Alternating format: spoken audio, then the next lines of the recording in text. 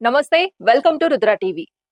గత కొన్ని రోజులుగా అందరూ అనుకుంటున్నట్లుగానే 5 రాష్ట్రాల ఎన్నికల అనంతరం ఏ క్షణమైనా పెట్రోల్, డీజిల్ ధరలు పెరగవచ్చనే అంచనాలను చమురు సంస్థలు నిజం చేశాయి. గత కొంతకాలంగా స్థిరంగా కొనసాగిన ఇంధన ధరలకు ఒక్కసారిగా రెక్కలు వచ్చాయి. అంతర్జాతీయ మార్కెట్లో ముడి చమురు ధరలు భారీగా పెరగడం, మధ్యప్రాచ్యంలో నెలకొన్న యుద్ధ వాతావరణం, సరఫరా వ్యవస్థలపై పడుతున్న ప్రభావం నేపథ్యంలో దేశీయ చమురు మార్కెటింగ్ సంస్థలు పెట్రోల్, డీజిల్ ధరలను పెంచుతూ కీలక నిర్ణయం తీసుకున్నాయి. దేశవ్యాప్తంగా పెట్రోల్ లీటరుకు సగటున రూ. 3, డీజిల్ లీటరుకు రూ. 3 వరకు పెంపు అమల్లోకి తెచ్చాయి. ఈ పెరిగిన ధరలు అమల్లోకి రావడంతో వాహనదారులు బంకులకు వెళ్లగానే కొత్త ధరలు చూసి షాక్ అవుతున్నారు. అంతర్జాతీయంగా బ్రెంట్ క్రూడ్ ఆయిల్ ధర బ్యారెల్ కు $110 మార్క్ ను దాటడం ఈ పెంపుకు ప్రధాన కారణంగా చెబుతున్నారు. ముఖ్యంగా ఇరాన్, ఇజ్రాయెల్ మధ్య కొనసాగుతున్న ఉద్రిక్తతలు ప్రపంచ చమురు సరఫరాపై ప్రభావం చూపుతున్నాయని నిపుణులు అంటున్నారు. ఓవైపు యుద్ధ భయాలు, మరోవైపు సముద్ర మార్గాల్లో భద్రతా సమస్యలు తలెత్తడంతో చమురు రవాణా వ్యయాలు పెరిగిపోయాయి. దీంతో భారతీయ చమురు సంస్థలపై భారీ ఆర్థిక భారం పడినట్లు సమాచారం. గత కొన్ని వారాలుగా ధరలు పెంచకుండా కొనసాగించినందున రోజుకు 1000 కోట్లకు పైగా నష్టాలు వస్తున్నాయని చమురు సంస్థలు లెక్కలు చెబుతున్నాయి. ఈ నష్టాలను కొంతవరకు పూడ్చుకునేందుకే ధరల పెంపు నిర్ణయం తీసుకున్నట్లు తెలుస్తోంది. దేశ రాజధాని న్యూఢిల్లీలో పెట్రోల్ ధర 97.77కు చేరుకోగా ముంబైలో 106.64గా నమోదైంది. కోల్కతాలో 108.74, చెన్నైలో 103.90 వద్ద పెట్రోల్ ధరలు కొనసాగుతున్నాయి.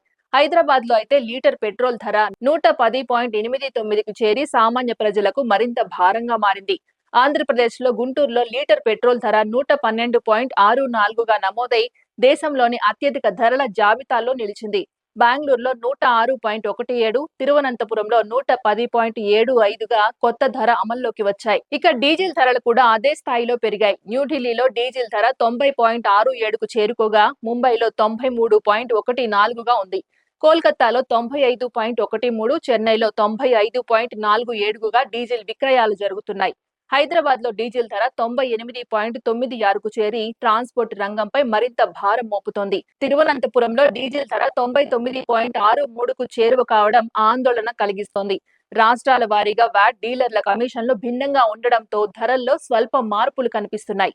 అయితే ఈ పెంపు ప్రభావం కేవలం వాహనదారులకే పరిమితం కాకుండా సాధారణ ప్రజల జీవన వ్యయాలపై కూడా పడనుంది.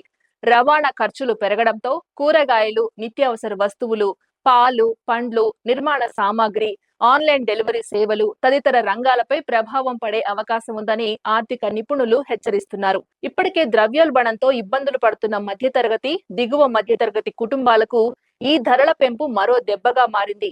క్యాబ్ డ్రైవర్లు, ఆటో కార్మికులు, ట్రాన్స్పోర్ట్ వ్యాపారులు పెరిగిన డీజిల్ ధరల కారణంగా ఛార్జీలు పెంచక తప్పదని చెబుతున్నారు. మరోవైపు రైతాంగంపై కూడా దీని ప్రభావం తీవ్రంగా ఉండొచ్చని వ్యవసాయ రంగ నిపుణులు అంటున్నారు. ట్రాక్టర్లు, నీటి మోటార్లు, రవాణా వాహనాల వినియోగ ఖర్చులు పెరగడంతో వ్యవసాయ ఉత్పత్తుల ధరలు కూడా పెరిగే అవకాశం ఉంది.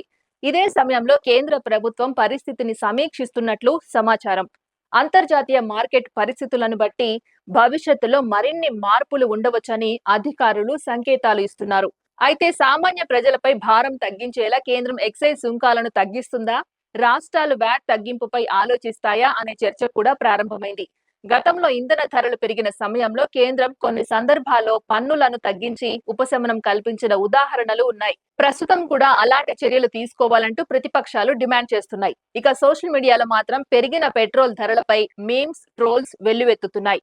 బైక్ స్టార్ట్ చేసే ముందు బ్యాంక్ బ్యాలెన్స్ చూసుకోవాల్సిన రోజులు వచ్చేశాయి అంటూ కామెంట్స్ చేస్తున్నారు. మొత్తంగా చూస్తే అంతర్జాతీయ పరిణామాలు, యుద్ధ వాతావరణం, ముడి చమురు ధరల పెరుగుదల ప్రభావం ఇప్పుడు నేరుగా భారతీయుల జేబుపై పడుతోంది.